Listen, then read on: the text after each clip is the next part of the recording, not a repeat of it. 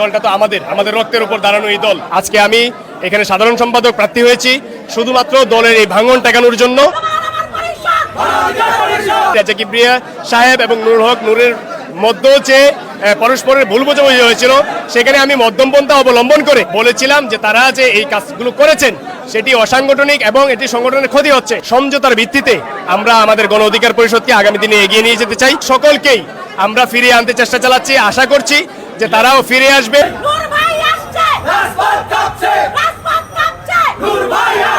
আমাদের পরস্পর যে ভুল বোঝাবুঝি হয়েছে সেটির জন্য আমরা দুঃখ প্রকাশ করছি। ঐক্যবদ্ধভাবে গণ অধিকার পরিষদ এই সরকার বিরোধী আন্দোলনে, এই ফ্যাসিবাদ বিরোধী আন্দোলনে মাঠে থাকবে। এই দেশের মানুষের অধিকার আদায়ে আমরা ঐক্যবদ্ধভাবে কাজ করব, সেই অঙ্গীকার করছি। আপনারা জানেন যে আমাদের পরস্পরের ভুল বোঝাবুঝির কারণে যে বিভিন্ন ঘটনা ঘটে গিয়েছে, কিন্তু এই দলটা তো আমাদের রক্তের উপর দাঁড়ানো এই দল। 2018 সালের কোটা সংস্কার আন্দোলনের সফলতার মধ্য দিয়ে আজকে গণ অধিকার পরিষদ, আমি এটির প্রতিষ্ঠাতা আহ্বায়ক ছিলাম। তো সেই জায়গা থেকে আমি সবসময় মধ্যমপন্থা অবলম্বন করেছি।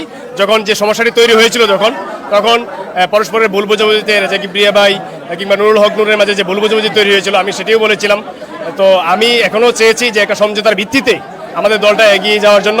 আজকে আমি এখানে সাধারণ সম্পাদক প্রার্থী হয়েছি শুধুমাত্র দলের এই ভাঙন ঠেকানোর জন্য, যাতে অপোজিট যে পক্ষ রয়েছে তাদের সাথে আলোচনা করেছি। সমঝোতার ভিত্তিতে আমরা আমাদের গণ অধিকার পরিষদকে আগামী দিনে এগিয়ে নিয়ে যেতে চাই এবং ওই পক্ষও আমরা আশা করছি যে আজকের এই কাউন্সিলে শুধুমাত্র সভাপতি এবং সাধারণ সম্পাদক পদে নির্বাচন হচ্ছে, পরবর্তী সময়ে যে পদগুলো রয়েছে সেই পদগুলোতে তারা আসবেন এবং ঐক্যবদ্ধভাবে গণ অধিকার পরিষদ এই সরকার বিরোধী আন্দোলনে, এই ফ্যাসিবাদ বিরোধী আন্দোলনে মাঠে থাকবে। 2018 সালের কোটা সংস্কার আন্দোলন থেকে আমরা তরুণ, আমাদের নতুন একটি দল আমরা প্রতিষ্ঠিত করেছি। সেখানে আপনার যে কোনো জায়গায় পরস্পর মনোমালিন্য হইতে পারে, ভুল বুঝাবুঝি হতে পারে, এটি আমাদের প্রথম। এটি আমাদের প্রথম। সুতরাং আমরা দেশবাসীর কাছে বলবো যে আমাদের পরস্পর যে ভুল বুঝাবুঝি হয়েছে সেটির জন্য আমরা দুঃখ প্রকাশ করছি এবং আগামী দিনে আমরা এই দেশের মানুষের অধিকার আদায়ে আমরা ঐক্যবদ্ধভাবে কাজ করব, সেই অঙ্গীকার করছি। আমি উভয় পক্ষকে ঐক্যবদ্ধ করে এই কাউন্সিলে অংশগ্রহণ করার জন্য আমি চেষ্টা চালিয়ে যাচ্ছি এবং বিগত 10 দিনে পাঁচবার আমরা মিটিং করেছি পরস্পরে। তো সর্বশেষ যেটুকু সমঝোতা হয়েছে আমাদের, আমরা আশা করছি যে আগামী দিনে আজকের কাউন্সিলের পরে আমরা উভয় পক্ষই ঐক্যবদ্ধভাবে আমরা গণ অধিকার পরিষদ থাকবো। সেই জন্যই আমি আমার প্রার্থিতা আমি প্রার্থী হয়েছি।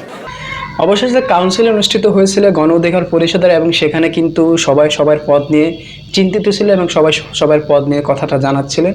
কিন্তু নির্দিষ্ট এক দল গণ অধিকার পরিষদে সেটা কিন্তু আবার তারা ভাগ হয়ে গেছে। এখন এনাদের দাবি যে তারা ভাগ হয়ে গেছে, তারা ভুল পথে আসছে। আবার যারা ভাগ হয়ে গেছে তারা কিন্তু আবার তারাও বলতেছে যে তারা অপরাধী, তারা নিজস্বই একটা আছে। একটি কলম, আপনি দাবি করতেছেন কলমটা আপনার, আবার উনি দাবি কলমটা আমার। সবাই আপনি বলবেন আপনার কলমের কালার কি লাল? হ্যাঁ, আমার কলমের কালারও লাল। এখন গণ অধিকার পরিষদের সিস্টেমটা হয়েছে এরকম যে সবাই বলতেছে গণ অধিকার পরিষদ আমার, আবার বিরোধী দলও বলতেছে গণ অধিকার পরিষদ আমার। এখন বিষয়টা হচ্ছে স্বাভাবিকভাবে এই কার্যক্রমটা কিন্তু কতদূর গিয়ে থাকবে, কতদূর এগোবে এদের এই কার্যক্রমটা, যারা বিরোধী, যারা গণ অধিকার পরিষদ থেকে পৃথক হয়ে গেছে তারা কিন্তু খুব শক্তভাবে অবস্থান নিচ্ছে গণ অধিকারকে ভাঙানোর জন্য।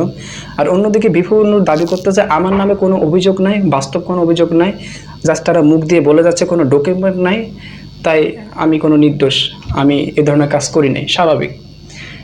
আজকাল আমরা যেটা দেখি সোশ্যাল মিডিয়ার মাধ্যমে যেগুলো গোপন ভিডিও বলা হয়, যে হঠাৎ করে একটা মিটিং চলতেছে, কোনো একজন গোপনে সেটা ভিডিও করে ছেড়ে দিয়েছে, তো সেটাকে আমরা বলি যে ভাইরাল ভিডিও হয়ে গেছে, গোপন তথ্য ফাঁস হয়ে গেছে।